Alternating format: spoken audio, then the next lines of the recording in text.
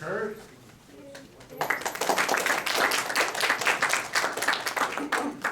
Okay, so how many of you have been here?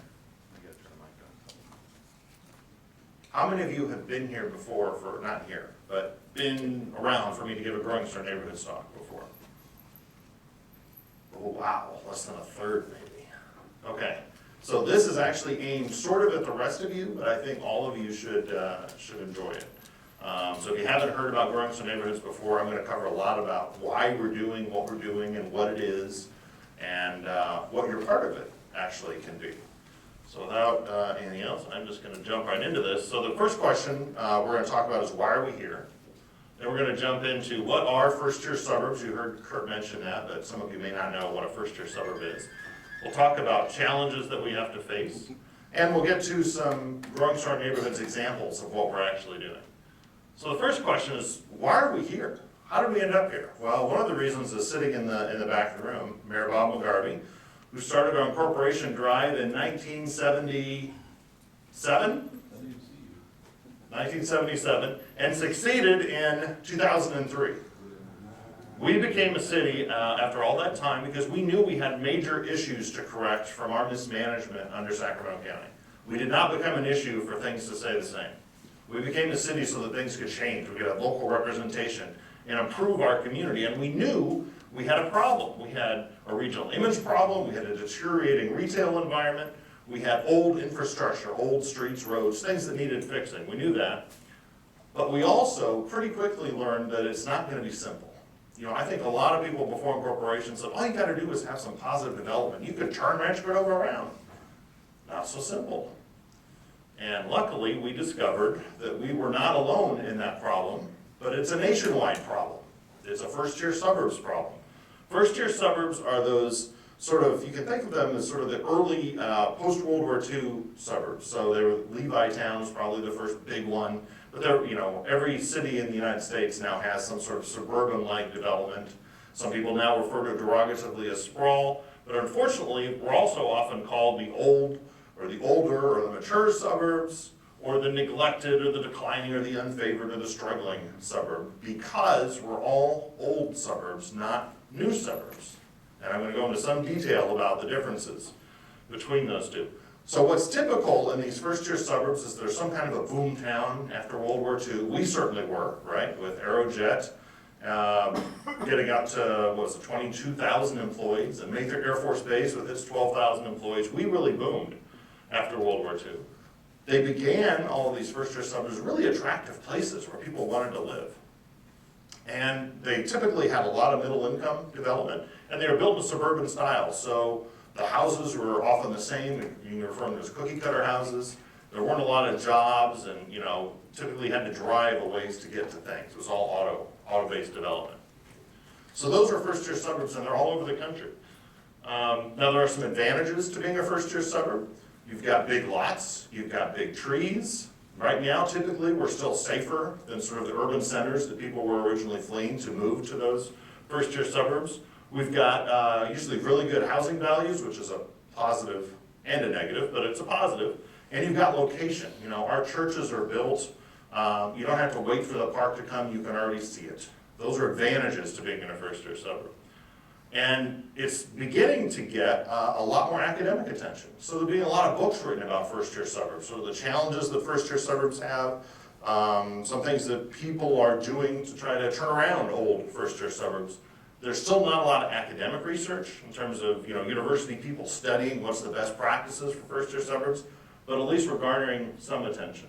This is just a collection of books sort of on our topic from my office floor. I looked at some data from HUD that talked about first-tier suburbs, and this is when you realize we're really not alone in this condition. They took all the first-tier suburbs, by some definition they had, and ranked them, and as you can see up there, 47% of them they said were vulnerable. In other words, economically, this place is not doing well, it's declining, or it's about to decline in some way. 35% of them were stable, meaning they're sort of hanging out, they're holding their own.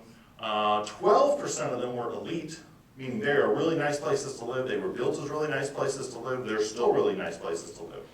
Really, that's sort of the upper end suburban development that's really stood the test of time. And then 7% they labeled as ethnic, which for some reason doesn't quite fit with the rest of the characteristics.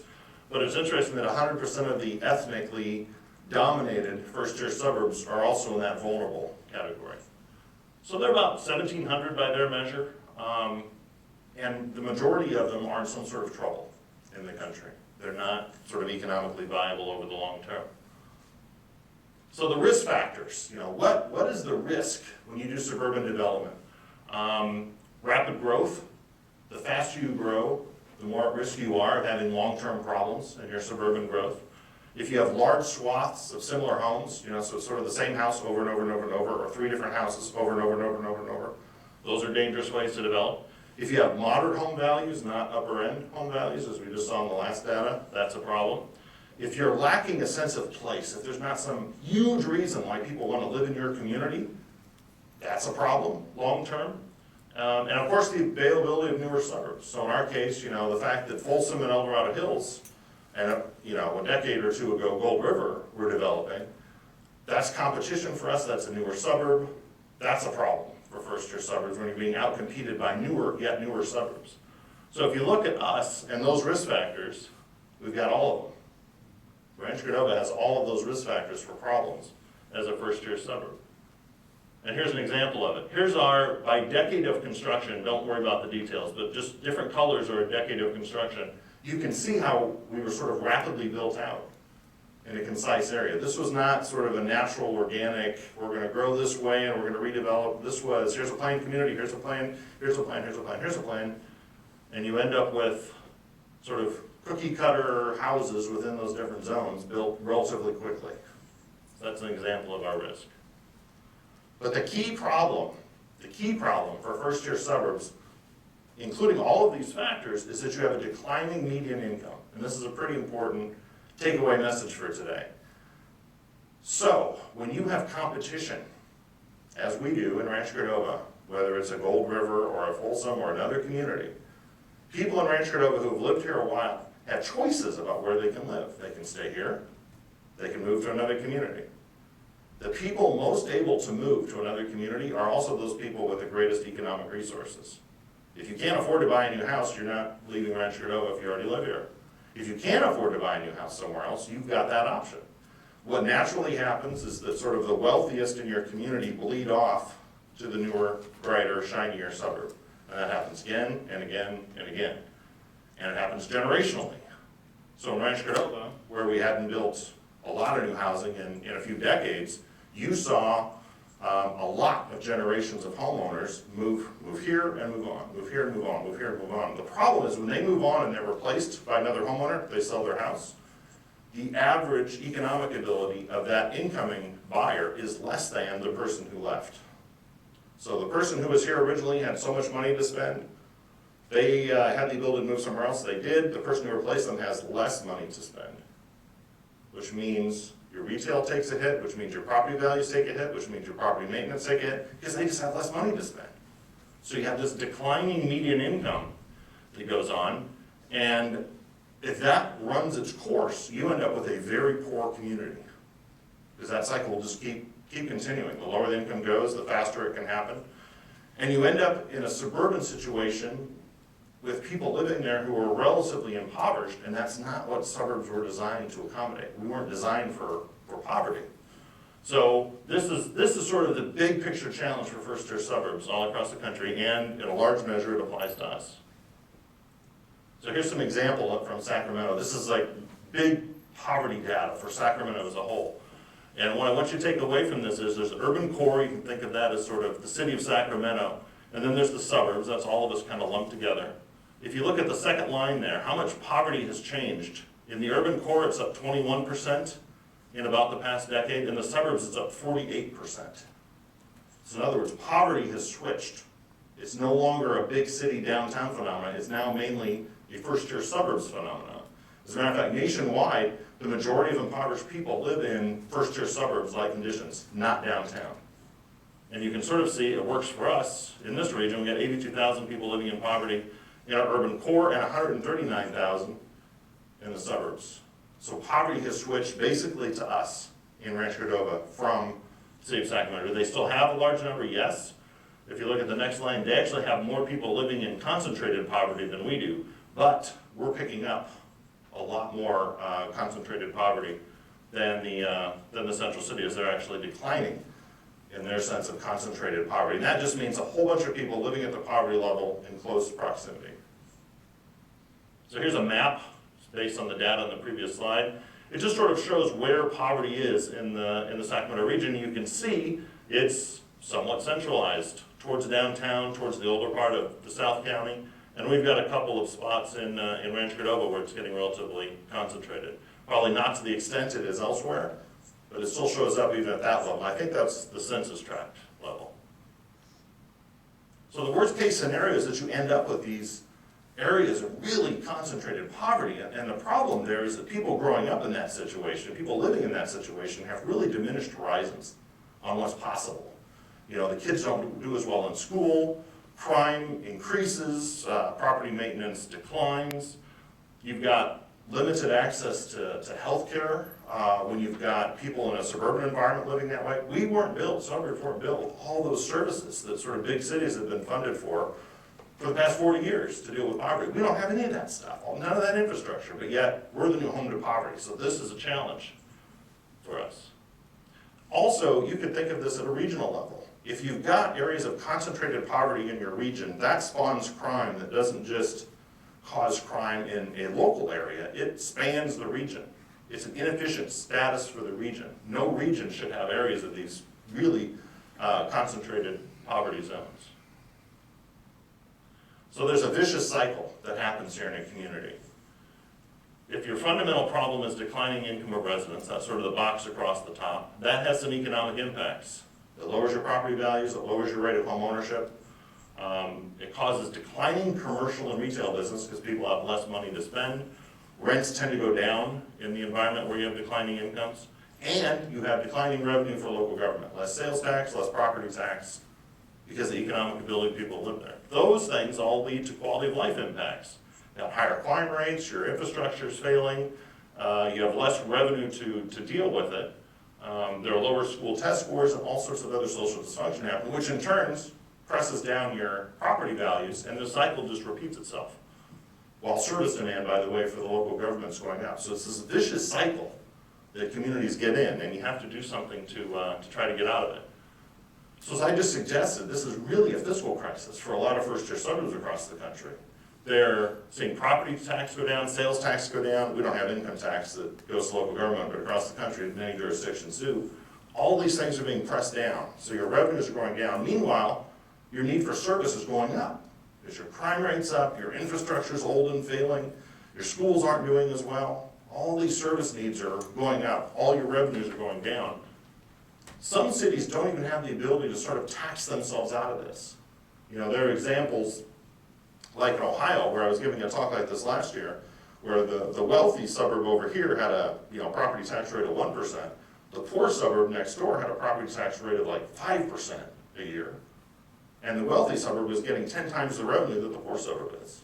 The poor suburb can't ever level that school thing, their school quality or the school availability of funds, because they don't have enough property value to catch up. They'll always be behind. It's a chronic problem for them. So the bottom line is a lot of first-tier suburbs are facing these serious problems. The quality of the housing stock is aging along with the infrastructure.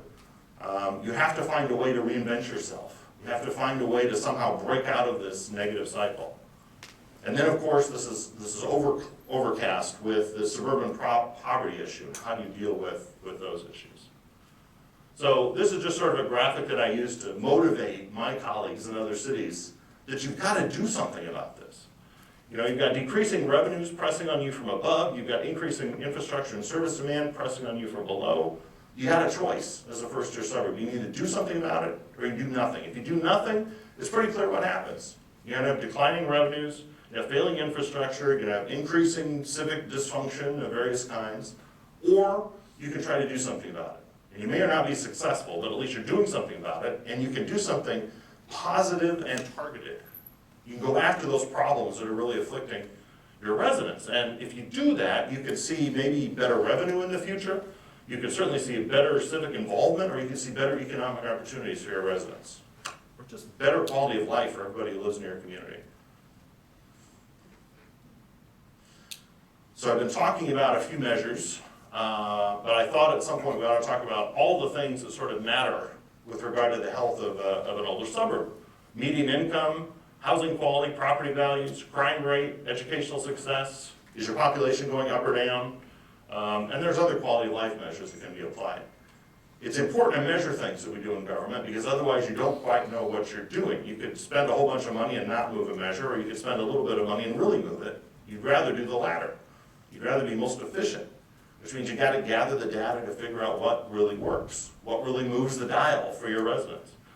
And when you look at all these data sources here, the best option we've got, and this is pretty much national, to look for where is success is property values in suburbs. If your property values are going up, a bunch of, Cyrus isn't interim anymore.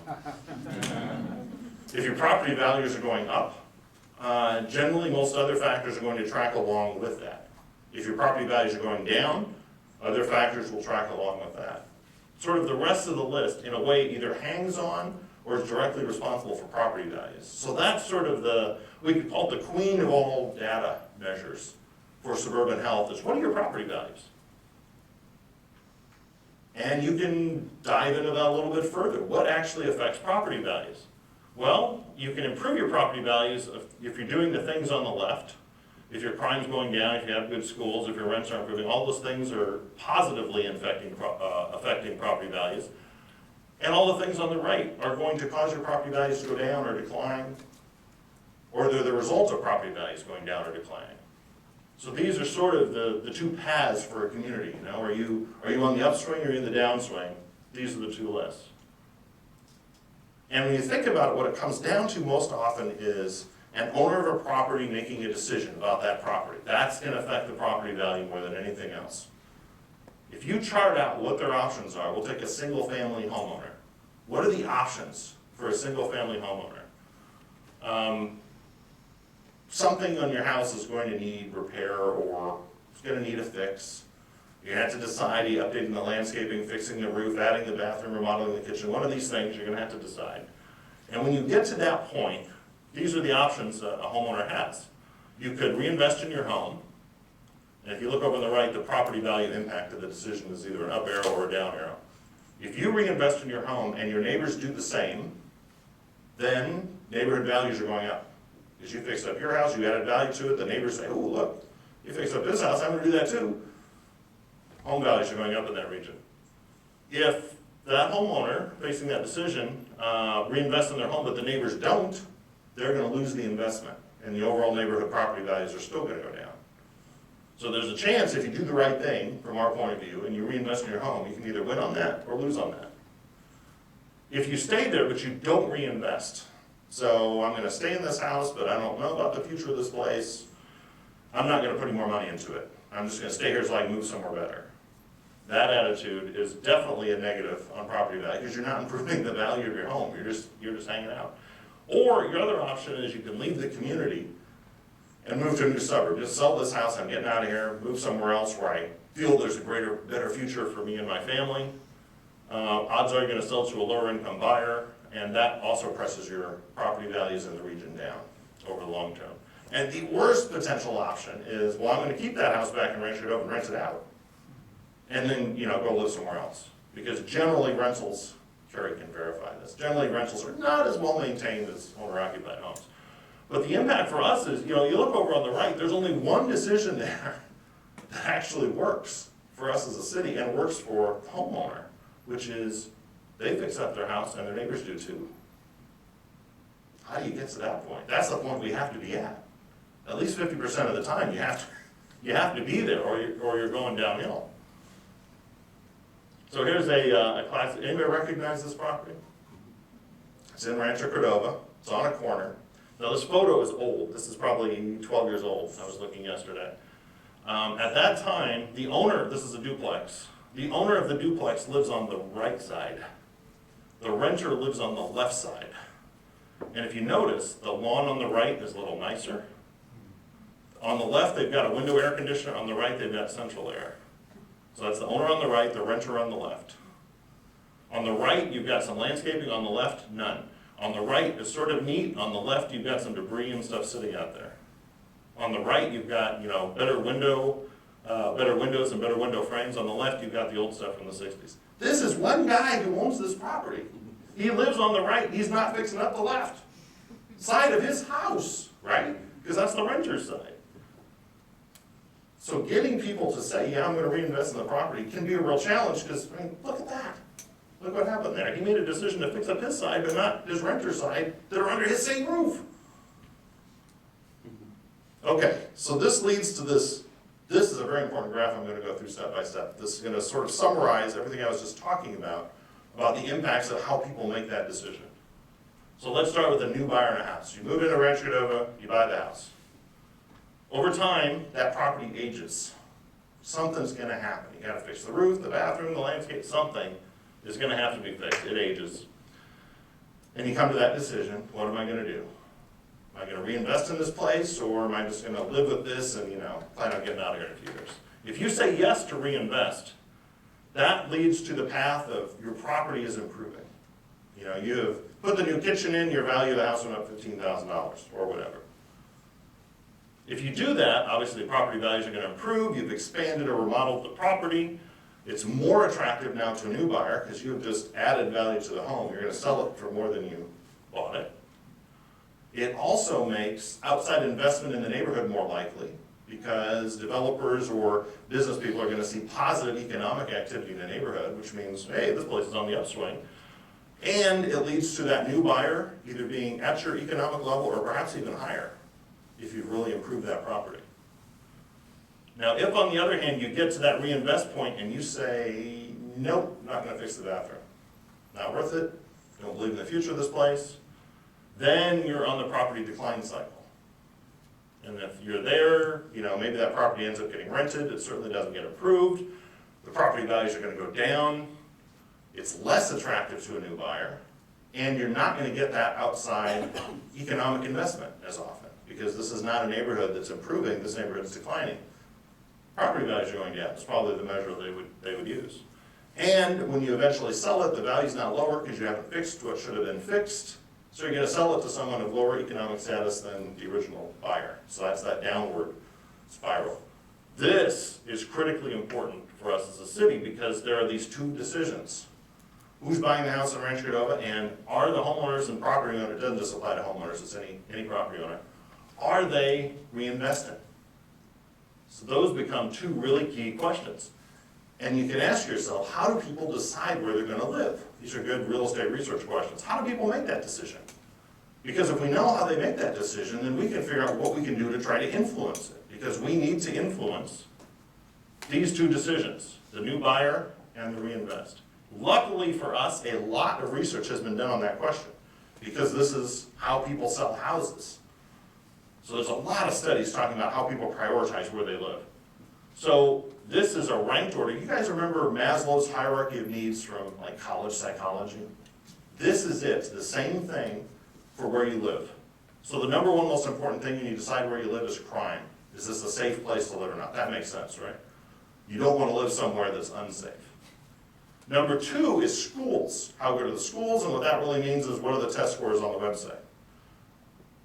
That's pretty much all it comes down to for school analysis now. There's some people who will go a level below that, but the vast majority say, what's the school rank number on greatschools.com? And that's it. So the number two decision about where you live is based on schools. Number three, this one's a little fuzzy, but it's poverty economics. So do I economically fit into this neighborhood I'm looking at this house in? Am I too poor for it, too rich for it? But it's also, and it's directly connected to, does this place have what I need? Does it have a Starbucks? Does it have the right sort of grocery store? If you're looking at a neighborhood and the grocery store that serves that neighborhood is Whole Foods, what's that place known as? Whole Paycheck? That's its other, maybe that's not an economic fit. Do I want to shop every week at Whole Foods? Maybe not. That might be too much of an economic stretch. So poverty economics, how do I fit into this neighborhood? The fourth measure, now we're talking about how you decide where you live, right? We're all the way down to the fourth measure on the list. Now we're going to say, well, how nice is the house? This is what the research shows. So is the home up to your standard? Is the neighborhood nice enough? how nice is the structure I'm considering living in. Fifth on the list is growth. And that's referring to, is this place seem to be on the upswing or the downswing? Is there new investment happening? People remodeling? Is it a good growing place or is this a dying place? That's fifth on the list. Sixth on the list, sorry all you transportation people, is transportation. But if you think about it, that makes sense to be so lowly ranked because everybody knows someone who drives an hour to work, right? They've made a decision about where to live that transportation is not near the top of the list. And dead last is aesthetics and recreation. Now, for some people, this is not the list. If you're a senior citizen, schools is probably not number 2 on your list, but this is the average list. This list is also like a to-do list for us as a city. If we need all these things to be in our favor when people are deciding whether to move here or not, well, crime, we kind of own that, one way or the other. We've got all sorts of law enforcement tools. Schools, ouch, we don't. Very hard to influence. Poverty and economics, we have a say. Housing quality, we have a say. Growth, we have a say. Transportation, we have a say. And aesthetics and recreation, we have a say. We can influence all of these. Schools is the hardest one on the list. This is almost like a to-do list for us to turn a suburb around. Now, there's that other question about people who already live here and how do they decide whether or not to reinvest. And the good news is it's the previous list plus sort of a hope for the place because they've already invested here. They already have roots in this community and they're trying to figure out, where's this place going? So people in the communities largely make decisions based on what the future of that place looks like for them. Do they have hope in the future? They're likely to stay and reinvest. Do they not have hope for the future? They're likely to leave or not invest. So those are sort of, in short, the answer to our 2 big questions. How do we get people to move here? Because the more people we get moving here, the more people we get competing for our real estate, the higher our property values, the better our local economy, the higher our quality of life. And how do we get people who are already here to invest? We have all the same positive benefits there. So, what sort of things can fix our problem? And this is a lengthy list. You now sort of know what you want to try to influence, but what do you actually do to try to influence those things? Here's a list. It's not a comprehensive list. A lot of our efforts would be aimed at raising property values. You want to try to decrease crime and disorder and any perception of that. You want to make your schools more attractive. You want to have a positive image as a community. You want to have great retail options, all those things that we can all sort of expect. Those are all things we can do to try to fix our problem. The hard part, in some sense, is figuring out which is the most effective or efficient. You can look at what's been done elsewhere, and this is a top to bottom sort of a list. From what I've seen in other cities across the country, what they're doing. It largely falls into about 4 major categories of approaches. The first is you do a lot of policing and enforcement and image building. So you're dealing with that crime thing, you're probably dealing with the housing quality to some extent, maybe even do I fit into this neighborhood. You do that through broken windows theory, which I'll talk about, code enforcement, image enhancement, civic engagement exercises. You try to make people feel very comfortable where they're living. You do it through development. That's probably the leading trend nationwide. It's sexier than doing policing. Regional options are in play in some places. These are like in Oregon, you draw a growth boundary around your city. You can't build suburban development outside of that growth boundary, which forces people to stay in the old suburbs. That might have an effect. It's not exactly clear, but it might have an effect. Not on the table here in Rancho Cordova in California. And there's state and national solutions, which frankly aren't really worth talking about because there's no really state or federal dollars available to do much of anything for us on the list. If there are, they're just too small to really move the dial. So that's sort of a summary of what's been going on elsewhere. But what we're here to talk about is what we're doing for Youngstown neighborhoods. So now you've got like the theoretical background of what are we even doing with this growing our neighborhoods thing. From here on, I'm going to talk about what we're doing and why we're doing it. And I'm going to show you a bunch of pictures, and I'm going to get to watch your faces as you see them, which should be pretty fun. So here's an example of the problem. This is something I found biking, it backs up to the American River Parkway. So this is what we saw a lot of in our early years. Thankfully, we don't see this much of this anymore, right, Carrie? This is a rarer instance now in Rancho Cordova, but when the county was managing things here, This was not so uncommon. This is what drove incorporation, this sort of site. I mean, who wants to live next to that? Who wants their kid to walk to school past that? Who wants someone visiting your house to, say, oh, look what I see on Joe Street? So we created the Growing Star Neighborhoods program to try to address those kind of issues and everything around it. And the mission statement is actually pretty important. It says, through education, enforcement, and investment in the city's neighborhoods, residents would realize the image of incorporation they envisioned, enhance their expectations of the community, and transform their neighborhoods into safer, cleaner, and healthier environments. So notice that whole focus there is on the resident. It doesn't say the city's coming in to fix everything. It says the residents are going to realize. And that, as you'll see, is an important principle of Growing Strong Neighborhoods. So first of all, when we laid this out, we thought this is not going to be a 2-year fix. A lot of people with incorporation thought, oh great, we voted for incorporation, everything in Rancho Cordova will be fixed in 2 years. Not likely. 2 generations probably. Maybe 2 decades, maybe not. It's a long-term strategy. If it took 40 years to decline, sort of to the point where we were when we became a city, it might take 40 years to rectify. It's a very long-term play. We also have to view Growing Strong Neighborhoods as sort of a core driver of things we do at City Hall. And frankly, no part of City Hall should be untouched by it. Everybody's job has some relation to a Growing Strong Neighborhoods program or image. We also have to focus on what's important to do, not just what is easy to do. It's easy to do the regular routine stuff that appears urgent. It's more important to focus on the big picture, long-term, impactful things. So we also have to do that, and one way to do that is to pay attention to the metrics. They will tell you which way you're going. Measure things. And finally, the last one, which probably should not be the last one on the list, is you have to have citizen involvement, because there is no way government on its own is going to really move the dial on this problem. You have to involve citizens at every step. So this has to be a citizen partnership relationship with the city to get things done, to move the dial in the right direction. So those old days of, government can do everything, forget about it. That was never true, not going to be true. But you can accomplish an enormous amount if you can partner with residents, and that's always got to be sort of front and center when we're talking about what to do with Growing Strong Neighborhoods. So the first thing that always comes up is policing and enforcement. Police, remember, number 1 on the list, right? What are we going to do about policing and enforcement? Well, the idea is where norms have fallen, where people have decided I don't have to mow the lawn because my neighbor does, and I can park the car on the lawn because my neighbor does, I can run the transmission repair shop out of the garage because my neighbor does. Those kind of standards you can change. They're called norms of behavior.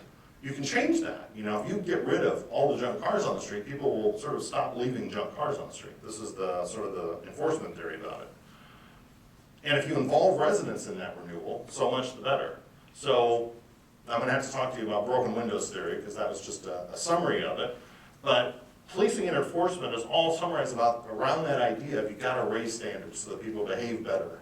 So there's a higher expectation of how you live, what you do in Rancho Cordova, what you perceive the future to be. You can just raise those expectations. You can do it through policing, through code enforcement. So broken windows theory is really about worrying about the small things. How many people have heard broken windows theory before? Oh, a lot. Okay, so I can speed through this a little bit. Basic concern is you've got a small problem. If you don't deal with it, it turns into a bigger problem. If you don't deal with it still, it turns into maybe a crime. So it's this downward slide of things, starting with maybe something as simple as a broken window. So if you get simple disorder like, litter and graffiti, that sort of creates an environment where a criminal feels more like they are more able to commit a more serious crime. But it also affects all of us. And there's some great research studies out there. I'll talk about a couple of them.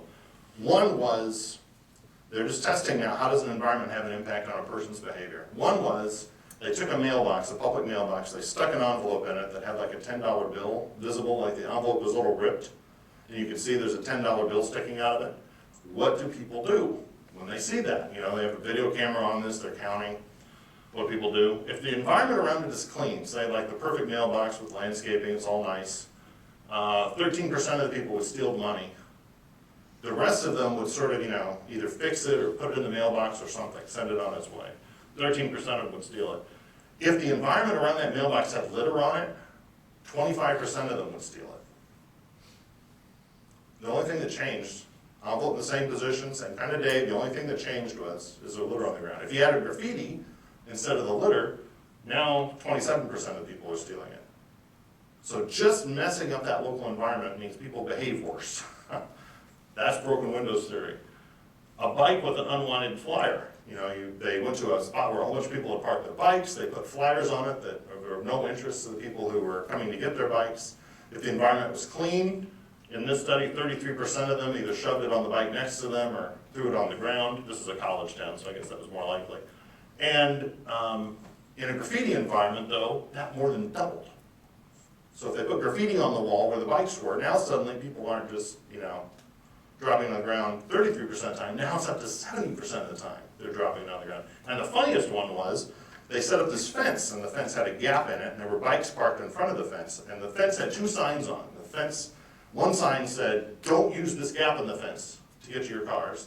The other one said, don't lock your bikes to this fence. But if you didn't go through that gap, you had to walk like 200 meters out of your way to get to that same parking lot to retrieve your car. So if there were bikes there, but they weren't locked to the fence, so they were legal, parked there, not locked, only 27% of the people went through the gap, took the shortcut the sign said don't do to get to their cars. But if they locked the bikes to the fence and violated one of the posted rules, then 82% of people went through the gap. So if you see disorder, if you see graffiti, if you see litter, if you see someone else breaking the rules, you're more likely to break the rules. That's the bottom line. And all of broken windows theory is sort of based on that bit of human nature. Which means that we have got to deal with all the little stuff, cracks on the sidewalk, litter, graffiti, junk along the sides of roads, properties in full repair, cars on the lawn, junk cars, businesses operating where they shouldn't. All of that stuff matters because it's going to impact the behavior of everybody who's around it and sees it. This is just a division of sort of social disorder versus physical disorder, and they're ranked worst to least, most impactful to least impactful. And this is available from a download later, right, Kurt? This whole presentation. So here's some examples in the community. Graffiti, that's an entrance to a neighborhood. Everybody who drove by that graffiti is going to say, ooh, graffiti in this neighborhood, right? Maybe not a good place. There's some disorder here. Or, if you live across the street or have to drive by this. Dead trees, mistletoe, unkempt lawn, junk, vehicles stored all over. Not good. Or if you go by a business that looks like this. These are all in Rancho Cordova, by the way. Or if you go to a shopping center that looks like this. It's disorder, right? Those shopping carts should be put away or they should be somewhere neat. They're not, they're just left there. No one's caring for them. If you go by the donate goods place and it looks like this. Or if you see this parked on your street illegally. All of these things are disorder that impact how people view their community and how others act in our community. Someone's stealing your recycling. Gives people the sense that, criminal activity is unchecked. Or, this is a, RT station with just weeds and garbage. Doesn't look like that anymore, right, Cyrus? Yeah, I know. We've made a difference here. I should have the after image. Or this is a recycling business at Coloma and Folsom. Gone. Yes, most of this, I should say, is cleaned up. Or if you drive by apartment buildings that look like this. Or have a neighbor who parks their RV on the lawn with a chain link fence around it. Or an apartment building with, messed up fence that doesn't get fixed. Or have a public pool that looks like that. Or one of my favorites, Christmas lights up all year. They're Valentine's Day lights. That's your neighbor's house? I have the same neighbor. These are still up. This one's not fixed because we don't have the authority to fix that yet. But that, for a lot of people, is a problem. And now, by the way, this is a new neighborhood. This is Stone Creek. These problems are not just old part of town. They're new part of town, too. Here's another Stone Creek one. Here's Stone Creek. And this guy's running some kind of a business out of his side yard. Or, who sees the problem here? Yes, bars on the window, bars on the door. So that sends a loud signal to the neighbors, it's a dangerous place, I gotta put bars up to protect myself. So, those are all sort of the challenges, right? Those are the visual challenges, the environmental challenges we have. And these are all things we can do about it. You know, we can apply broken windows theory and deal with all those small things. A lot of those things were small and fixable. You can do effective code enforcement, you can target your policing, you can do things to improve your image, which we're doing a lot of. Whether that's having fun or having the arts in your community. You can get a lot of media attention for positive things, that sort of changes your image, and has a nice positive effect. You can do civic engagement, which we're having fun with. You can do development, whether it's economic development for retail and jobs, or fixing old houses, or fixing old infrastructure. All these things are positives to deal with the overall image problem you've got in your community and the sort of the broken windows. These are all approaches. And frankly, we're pursuing just about everything on that, I think everything on that list at this point. So, here's a list of programs that we're actually doing with Growing Strong Neighborhoods. I don't know how many of you have ever seen this much of a list. Now, you could argue everything we do at City Hall should be Growing Strong Neighborhoods, but in reality, this is sort of what we've spawned. And I think I don't have the education stuff up here. So there's one more thing we could probably take credit for that's not on the list. Well, let's talk about a few of them. Blightbusters. How many of you know what Blightbusters is, or was? Will be again, I think is the answer. So this was getting everybody, all departments in City Hall together, focusing on a certain neighborhood, going through the entire city in a proactive way to clean it up. I don't know, video's not gonna play. Oh well, that was a really fun video. We'll have to show at some point. So on our Blightbusters team, we had all of these departments, and the amazing thing was when I went, we won national awards for this Blightbusters program. When I went around the country and talked about this is the slide that absolutely killed my colleagues. Because they would say things like, your fire department would work with your code enforcement people. Ours can't be in the same room. Different unions, different contracts, different work regulations, you know. There's all these barriers to people working together. We don't have any of those barriers in Rancho Cordova. We have a huge advantage of being able to work together. Outside of normal department structures and all those artificial things that a lot of local governments put up. Huge advantage, but on Blightbusters, we have all of these folks working together. And it's important because of the story I'm gonna tell you, right? If you can go through our city block by block, like Blightbusters did, and raise those standards and deal with all those issues, from all those departments you saw on the previous list, we're gonna have a positive impact here. This is a house that was for sale, I think in March of this year. It was on Dawes. I drove down Dawes, looked to my right, saw, oh wow, someone has fixed up this house. And it's an old house, and they haven't done massive remodel, but it's neat and tidy. New fences, just everything is looking reasonably nice for this house in an older part of town. And, you know, by itself like that or on a real estate website, it looks pretty good. But if you actually looked at the built environment around it, if you looked at the stuff around it, you saw a slightly different story. So this is the stop sign that was on that house's corner. And it's covered with yard sale signs. You can see even across the street. Or over on the right, there was a light pole there. It had another, you know, illegal sign on it. So if you're going there to buy the house and you see this, not great, right? Not great. If you look directly across the street, you saw this. So you got some dead trees, you got a shopping cart kind of smashed up, you got some weird, I don't know what's going on with the chain and the posts. Some junk, you know, not uncared for landscaping, not great when you're trying to sell a house. If you looked at the house sort of diagonal across from it, you saw this. Now this house is interesting because I think they have 7 different types of fencing on that house. If you look, there's like, you know, wrought iron, then there's like a large wood, then there's a chain link, too tall, by the way, broken, smashed on the corner. Then over on the other side, there's a low wrought iron, then there's a picket fence, then there's a different kind of wood fence, then there's some kind of an iron fence, and then there's some kind of a, I don't know, mesh over a wood fence. If you keep looking at that house, you can see they didn't paint the sidewall, they only painted the front. 2 different garage doors, 2 different sets of windows. So your nice house that you're looking to buy is across the street from that. That's what you're going to see every day. Property values are going down. If you immediately to the left of that house I just showed you with 7 fences is this. People just dumping junk in a parking lot. Next to that is this. And next to that is a liquor store. This is sort of some graffiti at the front of the liquor store. So this is Dawes Liquors. And next to that is a guy sleeping under a tree by a utility box, surrounded by his booze and other debris, and some graffiti on the utility box. And next to that is this vacant lot that hasn't been developed and is kind of messy, but it looks like we'd had rain. Look at that, there's water.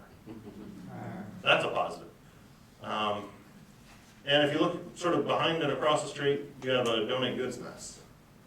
So you started with that nice house, and you ended up with all this other stuff around it that's just gonna wreck its price.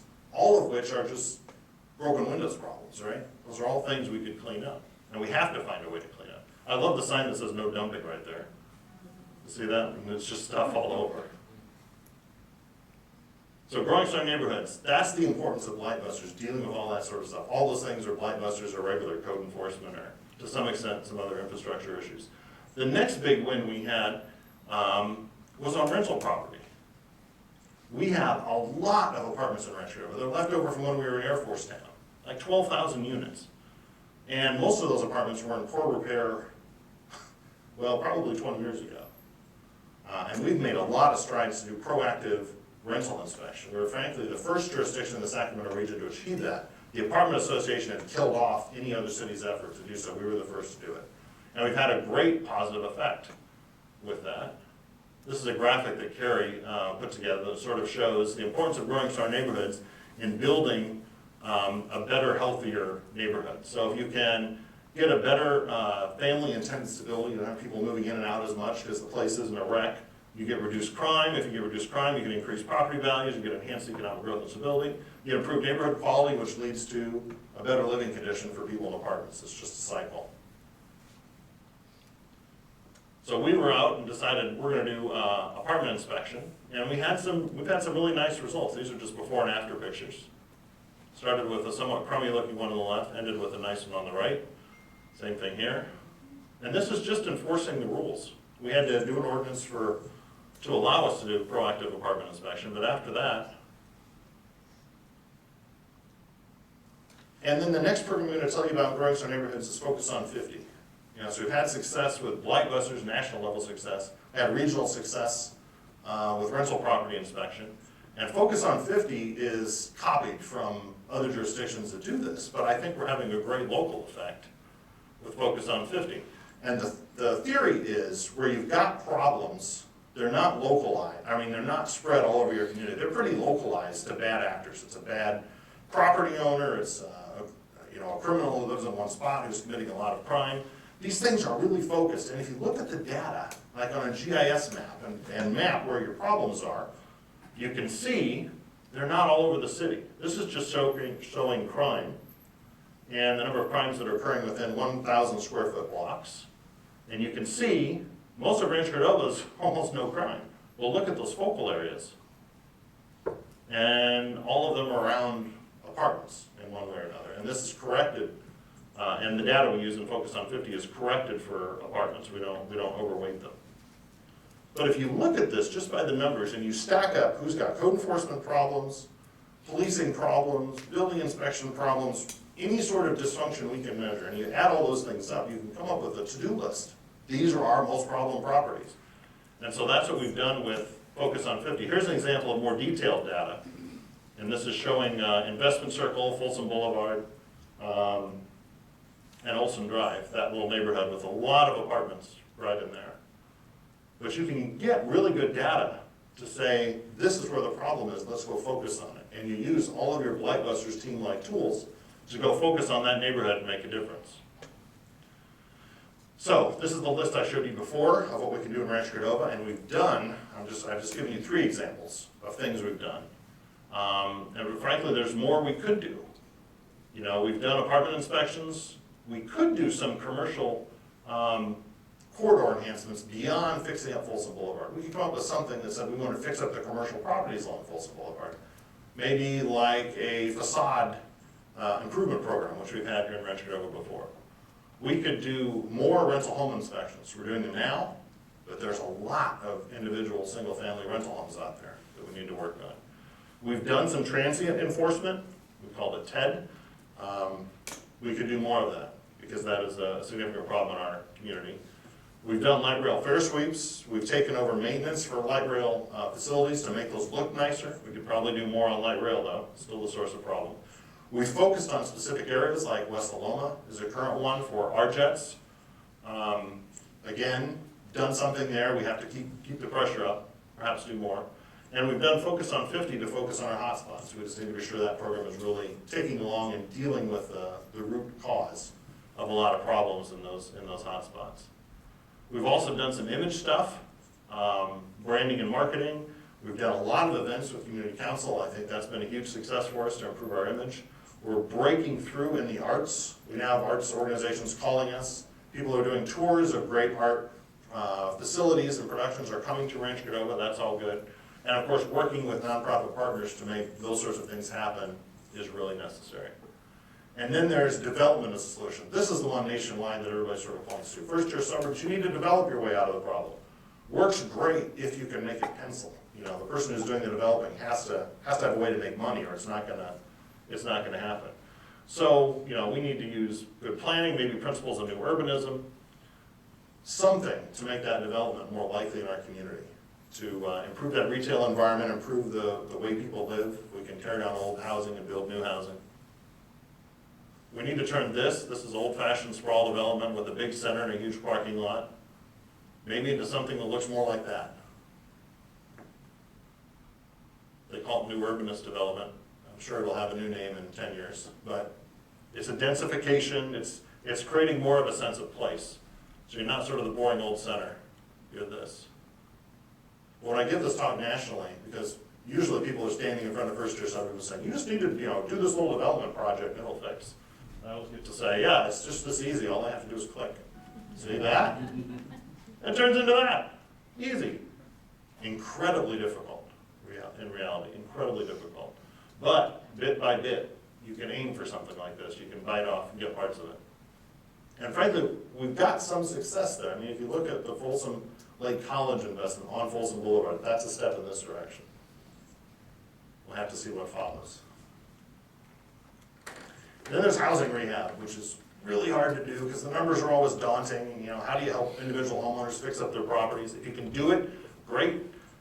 Probably the most successful way to do this is through affordable housing. That's got its pluses and minuses, but there's a lot of money available, a lot of interest in affordable housing. So that's something we can certainly take on as a community. So I need to give you some concluding thoughts. You now know why we're doing what we're doing, and you have some idea of what we're doing. So you know the why and you know the what. I've given you a list sort of what we've got going on out there so far. So walk away with that in mind. Walk away with this in mind, certainly, about how things work with regard to real estate prices and how people decide. And this data is a priority list. Because everybody's job in this room can impact this list in some way. Whether you're a resident, or you work here, you can have an impact on that list, and you can make decisions based on that sort of a list.